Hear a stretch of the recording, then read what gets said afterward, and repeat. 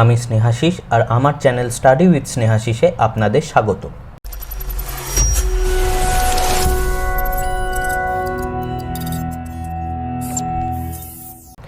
আজ আমি আলোচনা করব জেনেটিক অর্ডারসের আন্ডারে সিকেল সেল অ্যানিমিয়া সম্বন্ধে এবং সিকেল সেল অ্যানিমিয়ার সাথে ম্যালেরিয়ার কি সম্পর্ক সেটা সম্বন্ধেও আমরা আজকে জেনে নেব। সিকেল সেল অ্যানিমিয়া সম্বন্ধে জানার আগে আমরা জানবো অ্যানিমিয়া কি। অ্যানিমিয়াকে আমরা বাংলায় বলি রক্তাল্পতা। এই অ্যানিমিয়া বা রক্তাল্পতা হলো যেখানে রক্তে যথেষ্ট সুস্থ বা হেলদি আরবিসি বা রেড ব্লাড সেলস বা লোহিত রক্তকণিকা থাকে না, সেটাই হলো অ্যানিমিয়া। যার ফলে কি হয়, শরীরের বিভিন্ন অংশে অক্সিজেনের যে সাপ্লাই সেটা কমে যায়। কেন? আমরা জানি আমাদের শরীরে থাকা আরবিসি বা লোহিত রক্তকণিকা অক্সিজেনকে বহন করে, তাই আরবিসিকে বলে অক্সিজেন ক্যারিয়ার, যারা কি করে রক্তের মধ্যে থাকা আরবিসিগুলো অক্সিজেনকে নিয়ে একটি হিমোগ্লোবিন 4টে অক্সিজেনের সাথে যুক্ত হতে পারে, এইভাবে অক্সি হিমোগ্লোবিন তৈরি করে সেই অক্সি হিমোগ্লোবিন দেহের বিভিন্ন অংশে বিভিন্ন অর্গ্যান, টিস্যু, সেল ইত্যাদি জায়গায় নিয়ে যায় এবং সেখানে গিয়ে অক্সিজেনটা দেয়, তার বদলে আবার কার্বন ডাই অক্সাইডটা তুলে আবার ফেরত নিয়ে আসে। এটাই আমরা জানি আমাদের হিমোগ্লোবিনের কাজ। এখন অ্যানিমিয়ার কারণে যদি দেহে রক্তের মধ্যে আরবিসির সংখ্যা কমে যায় বা সুস্থ বা হেলদি আরবিসি যারা অক্সিজেন বহন করতে পারে এরকম আরবিসির সংখ্যা কমে যায়, তখনই তাকে বলা হয় অ্যানিমিয়া। আজ আমরা পড়ছি সিকেল সেল অ্যানিমিয়া সম্বন্ধে। সিকেল সেল অ্যানিমিয়া 3টে কথা আছে। সিকেল সেল অ্যানিমিয়া অর্থাৎ যে অ্যানিমিয়া বা রক্তাল্পতাতে আরবিসিগুলো, যে সেলটা হলো আরবিসি, সেই আরবিসিটা সুস্থ বা হেলদি নয়। কেন? তারা সিকেল শেপেড হয়ে যায়। সিকেল মানে কাস্তে, অর্থাৎ কি যে অ্যানিমিয়াতে আরবিসি বা রেড ব্লাড সেলস বা লোহিত রক্তকণিকাগুলো কাস্তে বা সিকেল আকৃতির হয়ে যায় তাকেই বলে সিকেল সেল অ্যানিমিয়া। এই কথাটি হেনিক 1910 সালে বলেছিলেন প্রথম, যে অ্যানিমিয়া হলো যেখানে আরবিসিগুলো সিকেল আকৃতি বা কাস্তে আকৃতির হয়ে যায়, যার ফলে তারা আর অক্সিজেন বহন করতে পারে না, যার ফলে অ্যানিমিয়া হয়। ঠিক আছে, তাহলে এই সিকেল সেল অ্যানিমিয়ার বৈশিষ্ট্যগুলো কি? প্রথমত, সিকেল সেল অ্যানিমিয়া কীরকম রোগ? এটি হলো একটি অটোজোমাল রিসেসিভ ডিসঅর্ডার। তার মানে দুটো কথা আছে, অটোজোমাল আর রিসেসিভ। অটোজোমাল মানে কি? আমরা জানি আমাদের দেহে প্রত্যেকটা কোষে 23 জোড়া ক্রোমোজোম থাকে, যার মধ্যে 22টা হলো অটোজোম বা দেহ ক্রোমোজোম এবং 1 জোড়া হলো সেক্স ক্রোমোজোম, যেটা আমরা এক্স আর ওয়াই দিয়ে চিহ্নিত করি। তাহলে আমাদের 22 জোড়া ক্রোমোজোম 1 থেকে ক্রোমোজোম 22 হলো অটোজোম বা দেহ ক্রোমোজোম, যারা আমাদের জেন্ডার বা আমাদের লিঙ্গের ওপর নির্ভর করে না, এবং 1 জোড়া হলো সেক্স ক্রোমোজোম, যেটা ছেলেদের ক্ষেত্রে এক্স ওয়াই আর মেয়েদের ক্ষেত্রে এক্স এক্স হয়। ঠিক আছে, তাহলে কি বলা হচ্ছে, এই রোগটি হলো অটোজোমাল, অর্থাৎ এই যে 22 জোড়া অটোজোম আছে তার মধ্যে হয়। কোনটার মধ্যে আসলে হয়? 22 জোড়া অটোজোমের মধ্যে আমাদের যে ক্রোমোজোম নাম্বার 11 বা 11 নম্বর ক্রোমোজোম, যেটা একটা অটোজোম, তার মধ্যে যদি মিউটেশন ঘটে বা পরিব্যক্তি ঘটে তখন হয় এই অটোজোম। মিউটেশন সম্বন্ধে জানতে, ক্রোমোজোম সম্বন্ধে জানতে, ডিএনএ স্ট্রাকচার, ডিএনএ আরএনএর পার্থক্য ইত্যাদি সম্বন্ধে জানতে এবং জীবনবিজ্ঞানেরও অন্যান্য জিনিস জানতে বাংলা এবং ইংলিশে আমার চ্যানেল স্টাডি উইথ স্নেহাশিসকে সাবস্ক্রাইব করে বেল আইকনটি প্রেস করবেন।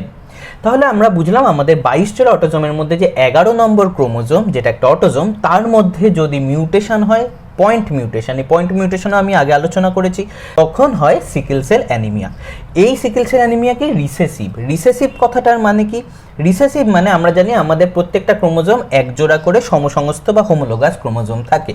ওই 1 জোড়া ক্রোমোজোমের 2টো ক্রোমোজোমেই যদি মিউটেশন হয়, অর্থাৎ 2টো ক্রোমোজোমেই যদি পরিব্যক্তি ঘটে, তবে তারা দুজনে মিলে কি তৈরি করে? রিসেসিভ ক্যারেক্টার তাকে প্রকাশ করে, যেটাকে আমরা বলি রিসেসিভ ট্রেট। তাহলে এই রিসেসিভ ট্রেট হবে যখন একটা কোনো ক্রোমোজোম জোড়া 2টো ক্রোমোজোমেই কোনো একটি নির্দিষ্ট জিনে মিউটেশন ঘটবে। এক্ষেত্রে 11 নম্বর ক্রোমোজোমের যদি 2টো ক্রোমোজোমেই মিউটেশন ঘটে, যেরকম দেখছি আমাদের নর্মালি যে আমাদের সুস্থ রক্ত কীরকম হয়, এইচবিএ এইচবিএ। ঠিক আছে, এই সুস্থ রক্ত যদি মিউটেশন হয় 2টো ক্রোমোজোমই, এটা একটা ক্রোমোজোম, এটা একটা ক্রোমোজোম, এই 2টো ক্রোমোজোমেই যদি মিউটেশন ঘটে দিয়ে 2টো এইচবি এই হয়ে গেল এইচবিএস এইচবিএস, অর্থাৎ দুটো ক্রোমোজোমে মিউটেশন ঘটেছে, তখন সেটা যদি সেই রোগটা প্রকাশ করে তখন তাকে রিসেসিভ রোগ বা রিসেসিভ ডিসঅর্ডার বলে। তাহলে সিকেল সেল অ্যানিমিয়া যেহেতু রিসেসিভ ডিসঅর্ডার, তার মানে যখন 11 নম্বর ক্রোমোজোম জোড়া দুটো ক্রোমোজোমই মিউটেশন হবে হিমোগ্লোবিন জিনটায়, তখন সেটা তৈরি করবে সিকেল সেল অ্যানিমিয়া রোগ অর্থাৎ সিকেল সেল ডিজিজ। ঠিক আছে, আবার উল্টো দিকে কি, যেহেতু এটা রিসেসিভ, তার মানে দুটো ক্রোমোজোমের মধ্যে যদি একটা ক্রোমোজোমে মিউটেশন ঘটে আরেকটায় না ঘটে, তখন কিন্তু রোগটা হচ্ছে না বা রোগটার বহিঃপ্রকাশ হচ্ছে না।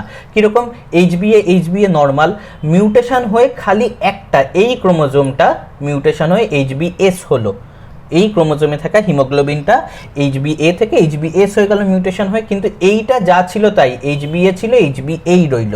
তাহলে এইচবিএ এইচবিএস, এই যে হেটেরোজাইগাস কন্ডিশনটা তৈরি হচ্ছে, যেখানে একটা নর্মাল ক্রোমোজোম আরেকটা মিউটেশন যুক্ত বা পরিব্যক্তিযুক্ত ক্রোমোজোম আছে, তখন সেটা কিন্তু রোগ করবে না, তাদেরকে বলা হয় বাহক। তাহলে যখন রিসেসিভ ডিসঅর্ডার আসে, তখন যদি হেটেরোজাইগাস হয় অর্থাৎ একটা সুস্থ আরেকটা মিউটেশন যুক্ত ক্রোমোজোম, তখন তাদেরকে বাহক বলে। তাহলে এটাকে কি বলবো, সিকেল সেল ক্যারিয়ার, যাকে আরেকটা কথাও বলা হয় সিকেল সেল ট্রেট। ঠিক আছে, বেশ। আর এবার কি বলছে, যেহেতু এই রোগটি অটোজোমাল অর্থাৎ আমাদের দেহ ক্রোমোজোমে হচ্ছে, সেক্স ক্রোমোজোমে নয়, এই 22টার মধ্যে 11 নম্বর ক্রোমোজোমটাই হচ্ছে, তাই এই সিকেল সেল অ্যানিমিয়াতে কোনো জেন্ডার বায়াস নেই। There is no gender bias. Gender bias নেই মানে কি, এই সিকেল সেল অ্যানিমিয়া ছেলেদের বেশি মেয়েদের কম বা মেয়েদের বেশি ছেলেদের কম এরকম নয়, দুটো জেন্ডারের ক্ষেত্রেই 50-50% চান্স হওয়ার। যেহেতু যে ক্রোমোজোমে মিউটেশনে অটোজোমাল, যে ক্রোমোজোমের মিউটেশনে সিকেল সেল অ্যানিমিয়া হচ্ছে সেটা অটোজোম, তাই এক্ষেত্রে জেন্ডার বা লিঙ্গের কোনো সম্পর্ক নেই, ছেলেদের মেয়েদের সমান হওয়ার সম্ভাবনা। এবার কি আমি বললাম যে তাহলে দু রকমের কন্ডিশন হতে পারে সিকেল সেলের ক্ষেত্রে। একটা হচ্ছে সিকেল সেল ডিজিজ, মানে সিকেল সেল অ্যানিমিয়ার রোগটি যার মধ্যে হচ্ছে, রোগের প্রকাশ ঘটছে, তাদের কি যেহেতু হোমোজাইগাস রিসেসিভ, তাহলে দুটো হিমোগ্লোবিন জিনেরই মিউটেশন ঘটবে, এইচবিএস। আবার হতে পারে সিকেল সেল ক্যারিয়ার বা সিকেল সেল ট্রেট, যেটা এখানে বললাম, যেক্ষেত্রে একটা এইচবিএ একটা এইচবিএস। ঠিক আছে, এই সিকেল সেল ট্রেট যারা এইচবিএ এইচবিএস, এরা কোডমিনেন্স দেখায়। কোডমিনেন্স মানে কি, যেক্ষেত্রে দুটো ক্রোমোজোমেরই বা দুটো জিনেরই বৈশিষ্ট্যটা প্রকাশ পাচ্ছে, অর্থাৎ এইচবি এর মতো নর্মাল ক্যারেক্টারের আরবিসিও পাওয়া যাচ্ছে, আবার এইচবিএস থাকার জন্য সিকেল সেল আরবিসিও পাওয়া যাবে। তাহলে দুটো বৈশিষ্ট্যই যখন একসাথে থাকছে তখন তাকে বলা হচ্ছে কোডমিনেন্স। এই যে সিকেল সেল ক্যারিয়ার বা ট্রেটের কোডমিনেন্স, এটা ম্যালেরিয়ার ক্ষেত্রে বিশাল এফেক্টিভ, যেটা আমি একটু পরে আসছি। বেশ, এখন তাহলে এই মিউটেশনটা হয় কি করে, অর্থাৎ একটি ব্যক্তির মধ্যে সিকেল সেল অ্যানিমিয়া হওয়ার জন্য যে মিউটেশন, সেটা কিভাবে হয় এবং কোথায় হয়। সিকেল সেল অ্যানিমিয়ার মিউটেশনটা কোথায় দেখা যায়, আমাদের শরীরের 11 নম্বর ক্রোমোজোমে হিমোগ্লোবিনের যে বিটা চেনটা থাকে, সেই বিটা চেনের মধ্যে পয়েন্ট মিউটেশন ঘটে। কোথায়, বিটা চেনের 6 নম্বর পজিশনে পয়েন্ট মিউটেশন ঘটে। আমরা পয়েন্ট মিউটেশন আগে আলোচনা করেছি, যেখানে একটি মাত্র নিউক্লিওটাইডের পরিবর্তন ঘটে। তাহলে এই পয়েন্ট মিউটেশন কোথায় হয়, হিমোগ্লোবিনের বিটা চেনের 6 নম্বর পজিশনে, যেটা কোথায় 11 নম্বর ক্রোমোজোমে আছে। কীরকম আমি দেখতে পারি, এটা হলো একটা ডিএনএ টেমপ্লেট স্ট্র্যান্ডে, এটা 11 নম্বর ক্রোমোজোমের ডিএনএতে সিটিসি আমি ধরলাম 3টে নিউক্লিওটাইড আছে। এই সিটিসি নিউক্লিওটাইডটা যখন ট্রান্সক্রিপশন পদ্ধতিতে, সেন্ট্রাল ডগমা ট্রান্সক্রিপশন পদ্ধতিতে ডিএনএ থেকে এমআরএনএ বানাবে, তখন এমআরএনএতে কি হবে আমরা জানি, সি থেকে হবে জি, টি থেকে হবে এ, আর সি থেকে আবার হবে জি। তাহলে এমআরএনএ পাওয়া যাবে জিএজি। এখন এই জিএজি নিউক্লিওটাইড 3টে মিলে তৈরি করে আমরা জানি একটা কোডন। এই 3টে জিএজি নিউক্লিওটাইড যুক্ত কোডন কি অ্যামাইনো অ্যাসিডকে কোড করে বা তৈরি করে, ট্রান্সলেশনের সময় গ্লুটামিক অ্যাসিড বা গ্লুটামেট। তার মানে একটি নর্মাল বা সুস্থ ব্যক্তির ক্ষেত্রে ডিএনএতে সিটিসি থাকবে, যেটা থেকে হিমোগ্লোবিনের বিটা চেনে তৈরি হবে গ্লুটামিক অ্যাসিড বা গ্লুটামেট, যেটা সুস্থ হিমোগ্লোবিন বা এইচবিএ বানাবে। ঠিক আছে, এখন যখন এই ডিএনএটার মধ্যে বিটা চেনের 6 নম্বর পজিশনে বলেছি পয়েন্ট মিউটেশন হচ্ছে, কীরকম 6 নম্বর পজিশনে থাকা এই টিটা পাল্টে হয়ে গেল এ, তাহলে হিমোগ্লোবিনের বিটা চেনের 6 নম্বর পজিশনে টিটা পাল্টে এ হয়ে গেল। তার মানে আগে ছিল সিটিসি, সিটিসিটা হয়ে গেল সিএসি। এখন এই সিএসি থেকে আবার ট্রান্সক্রিপশন পদ্ধতিতে যে এমআরএনএ তৈরি হবে, তাতে কি হবে, সি থেকে হবে জি, এ থেকে হবে ইউ। কেন, আরএনএতে টি বা থাইমিন থাকে না, তার বদলে থাকে ইউরাসিল। তাহলে এর জায়গায় টি বসতো এমআরএনএতে, কিন্তু টি এর বদলে আরএনএ বলে বসলো ইউ, আর সি এর জায়গায় আবার জি, তাহলে হলো জিইউজি। আগে হচ্ছিল জিএজি যেটা গ্লুটামিক অ্যাসিড তৈরি করছিল, এবার হয়ে গেল জিইউজি যেটা তৈরি করবে ভ্যালিন। তাহলে ভ্যালিন অ্যামাইনো অ্যাসিড তৈরি করছে বিটা চেনের 6 নম্বর পজিশনে। এই যখন হিমোগ্লোবিনের মধ্যে যখন বিটা চেনে গ্লুটামিক অ্যাসিডের বদলে ভ্যালিন হলো, তখন হিমোগ্লোবিনটা এইচবিএ থেকে হয়ে গেল এইচবিএস, এবং এই এইচবিএস যুক্ত যে হিমোগ্লোবিন সেটা যদি দুটোই এইচবিএস তৈরি হয়, মানে এইচবিএস এই কন্ডিশনটা তৈরি করে, তখন কি হবে, আরবিসিটা হয়ে যাবে কাস্তে আকৃতির, এবং হিমোগ্লোবিনের মধ্যে অক্সিজেন ধারণ ক্ষমতা এবং বহন ক্ষমতা কমে যাবে, যার ফলে হবে এই অ্যানিমিয়া। ঠিক আছে, তাহলে বুঝলাম যে হিমোগ্লোবিনের বিটা চেনের 6 নম্বর পজিশনে পয়েন্ট মিউটেশন হওয়ায় যখন গ্লুটামিক অ্যাসিডটা ভ্যালিনে কনভার্ট হয়ে যায় তখন হয় সিকেল সেল অ্যানিমিয়া। ঠিক আছে, এই সিকেল সেল অ্যানিমিয়ার সাথে তাহলে এবার ম্যালেরিয়ার কি সম্পর্ক? আমরা শুনেছি যে যাদের সিকেল সেল অ্যানিমিয়া হওয়ার সম্ভাবনা থাকে তাদের ম্যালেরিয়া হওয়ার সম্ভাবনা কম। কেন?